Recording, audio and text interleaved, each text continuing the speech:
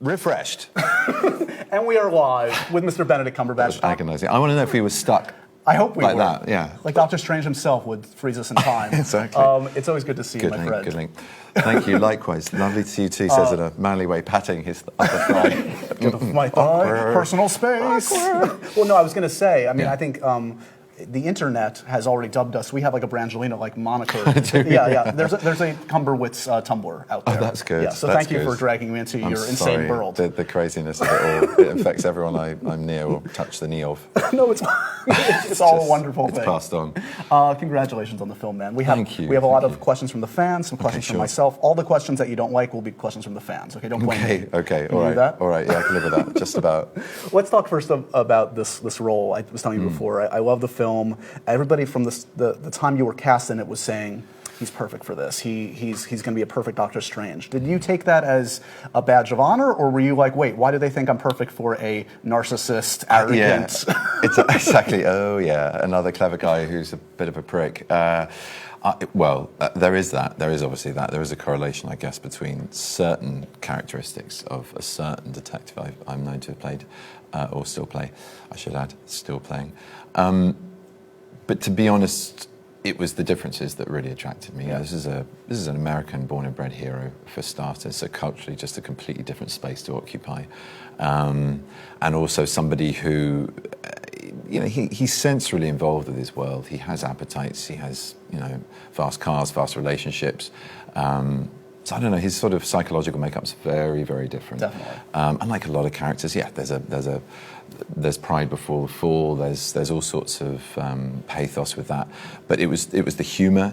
It was the MCU in general. But when they initially talked to me about this character, of course I went to the comics, and those drawings, the original comics, are extraordinary. Yeah. He is ridiculously obnoxious in the first few iterations of him, and I was like, oh, that's a little bit.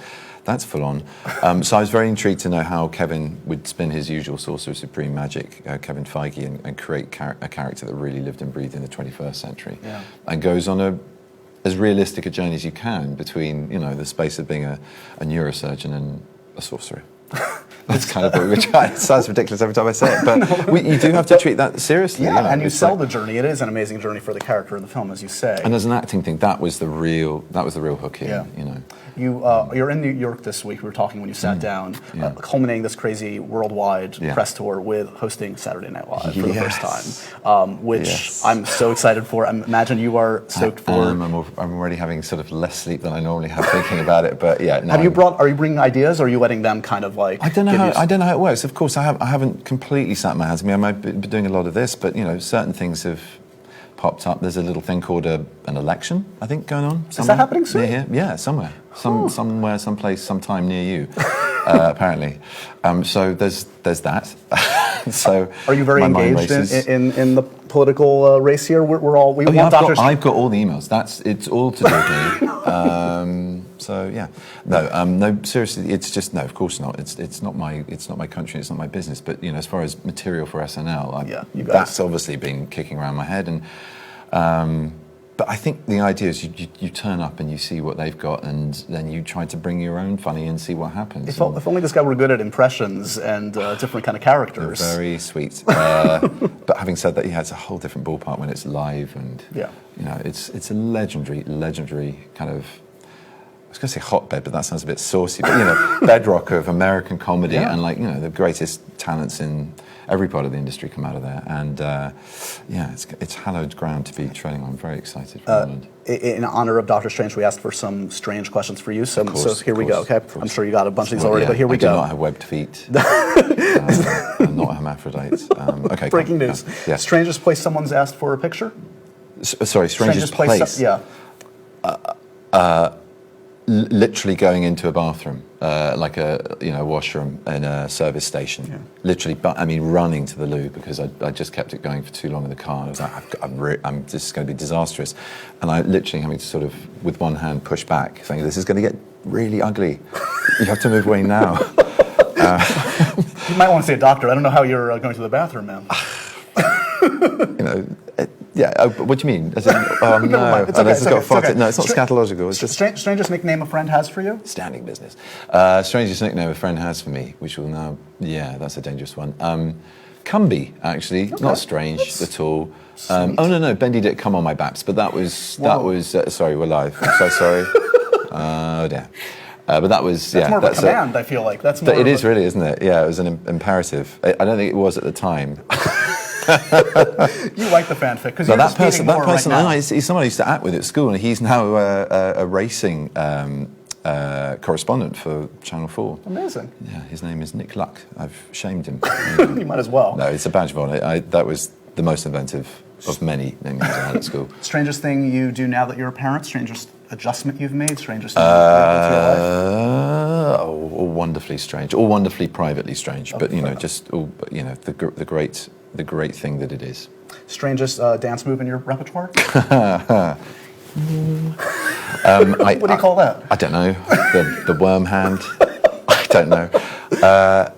Yeah, I don't know. Get me after the SNL, the after party. There'll be some pretty weird shapes on that night, I'm pretty sure. What would Doctor Strange's dance move be? It would involve lots of hand stuff, and Right. he'd probably do a bit of this, and then go into a sort of disco circle thing, something like that, and then get the hips going on the same, something like that. I don't know. GIF. That's just a GIF right there. GIF gift. He's a human GIF. I'm a gift. The accent of this. Remember, I pestered you on the press line about there's this that. once. Well, the memo thing of in this very beautiful town, which is obviously his habitat. I was running down Fifth Avenue in the shadow of the Empire State Building. I mean, just feeling properly like a superhero, which was a good thing because there were more paparazzi than there were crew filming me. And so the sort of thing of like, I'm taking off in the cloak of levitation just looked like me kind of going, skip, in a cloak. And it's quite a powerful move to sort of initiate it. So that went... I was throwing a ball in on the line of a soccer match. I was, conducting an orchestra. Yeah, I was. it works for every occasion. Yeah, it's a multifaceted move. So maybe that's the strange move. It's like that on the dance floor. Well, okay. So talking about the choice of the accent, was there ever a consideration to make him British, or was it a no-brainer to keep him? Not on my part. Yeah. No, and I just kind of, I think that was a no-brainer for me anyway. Because. He's New York. He's a New York superhero. Bring him home. Now, since you're so good at accents and impressions, could we just see what Doctor Strange would sound like in a couple different voices? If he was Mongolian, yeah. Well, okay. I mean, I've got the one of my favorite lines in the trailer. Okay. So what would that sound like, for instance, like, I don't know, a Boston accent or a Russian accent? How would you I can't do Boston because that's you went down that really road. specific. Okay. Russian. Russian? I don't believe in fairy tales about chakras or energy or the power of belief. I spat all over you. I said, No, it's okay. What about like a Kardashian? I believe in fairy. I don't have them in my head. I haven't consumed enough Kardashian to do them justice. Okay. Trump? I don't believe in fairy tales. No, I'm going to have to brush this up before Saturday. Chakras. Or energy. Or any of that nonsense. Yeah, that's about it. Here's a fan question that I also have a question about. If you could cast yourself in a future Star Wars film, who would you play? What would you do? Well, I mean, like most kids growing up on that franchise, Han Solo, I think that part's already taken. Yes. But, in an alternate universe, in a parallel universe, what a great role. And I think maybe because of the great Harrison Ford, it's a great, great role. Would you ever show up like Daniel Craig style in a stormtrooper just for the hell of it? Wow. Yeah. I could do a little bit of that maybe. I'd rather do that than like a pegtastic, whole. I mean, Simon Gear I'd met him when he was doing a little bit of jiggery pokery for the digital department, and I couldn't believe the amount of stuff he had on. Yeah. I mean, he really is sort of subsumed by that. Have you done a full mocap thing yet? I have done mocap, yeah, but not with a whole kind of body costume like an alien. Yeah. So that was me running around being a bit of a tit, but great fun. Was the shirtless scene in Doctor Strange your idea? Was that something you were just like, Hell guys, yeah. I worked out for 7 months, you're going to see the result. No, I thought, it's obligatory. He doesn't lose his vanity, and out of that scragginess, when everything's, hit the fan, he really does lose all care, and he's looking completely lost and a bit wild. And I thought, as his confidence comes back, it's really important to see him being a bit in the mirror and getting to that point where that happens. And I had this whole idea that it was, maybe when he was shaving, he was just, and because his hand was shaking, he couldn't finish it off quite. So that's partly why we get the, very famous that whole shape goatee thing. But well, I was going to say, I mean, you're shirt off. Most men shave with their shirt off, and God damn it, I'd done some press ups. So can we expect in the next Avengers film, like all the guys basically everyone like a shaving. shirtless, a giant shirtless scene, a shaving scene? Yeah, I think Iron Man and Doctor Strange should definitely have a shaving scene. I mean, that's got to be on the cards.